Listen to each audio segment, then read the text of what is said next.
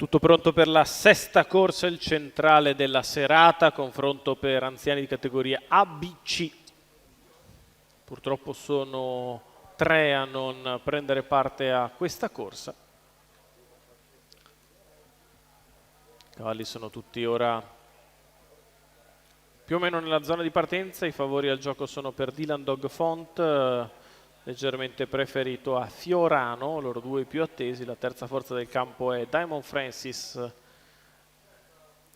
insieme a Cordobès, che è stato un po' giochicchiato sul campo. La sua quota è in discesa. Sembra essere ormai tutto pronto per questa sesta corsa dal Savio, premio ADAC Federalberghi Cesenatico, che fa da sponsor a questa prova.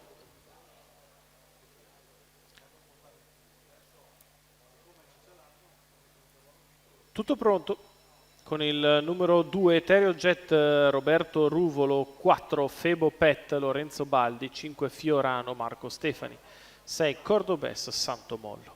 In seconda fila 7 Batost Marco Volpato, 8 Dylan Dog Font Roberto Vecchione, 10 Diamond Francis Andrea Farolfi. Macchina che inizia a prendere velocità una volta raccolti i partecipanti, e sono partiti con la velocità da parte di Etereo Jet, che prova a tenere lo steccato dall'attacco esterno da parte di Fiorano. Si imbocca la prima curva con Fiorano che insiste all'attacco di Etereo Jet, Etereo che difende lo steccato dall'avversario. Così Etereo Jet al comando nei confronti di Fiorano, che cerca di farsi posto secondo alla corda avanti a Febo Pet e ci riesce. Di fuori c'è Diamond Francis, poi Batost, in seconda pariglia subito Dylan Dog Font, alla retroguardia Cordobès. 400 metri iniziali, 27,5. Da parte del leader Etereo Jet, che prova a riprendere in mano, c'è la mossa decisa da parte di Diamond Francis, che avanza subito allo scoperto, si porta a lato del leader Etereo Jet, 600 iniziali in 42,9. Sotto alle tribune Etereo Jet in vantaggio nei confronti di Diamond Francis, che viaggia al suo esterno, Fiorano secondo alla corda, Febo Pet che è andato a fare la seconda pariglia anticipando Dylan Dog Font, poi Batost e Cordobès. Completamento dei primi 800 in 57,7 sul piede dell'1,12,1. Nonostante la pista lavata e la pioggia si fa velocità, con Etereo Jet che continua in vantaggio nei confronti di Diamond Francis, che mette pressione all'esterno. La mossa dall'ultima posizione da parte di Dylan Dog Font, che cerca la risalita in terza ruota. Si accelera ora con Diamond Francis che insiste all'attacco di Etereo Jet quando siamo a 400 al palo. È passato Diamond Francis all'imbocco dell'ultima curva nei confronti di Etereo Jet, poi Febo Pet e Dylan Dog Font.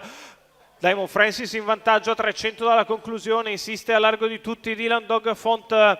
Quando siamo all'ingresso addirittura dell'arrivo, Diamond Francis è in vantaggio. Dylan Dog che arriva tra i cavalli, Febo Pet si difende, Diamond insiste, Dylan Dog a largo di tutti, Cordobès è passato Dylan Dog Font che viene a vincere nei confronti di Cordobès al terzo Diamond Francis.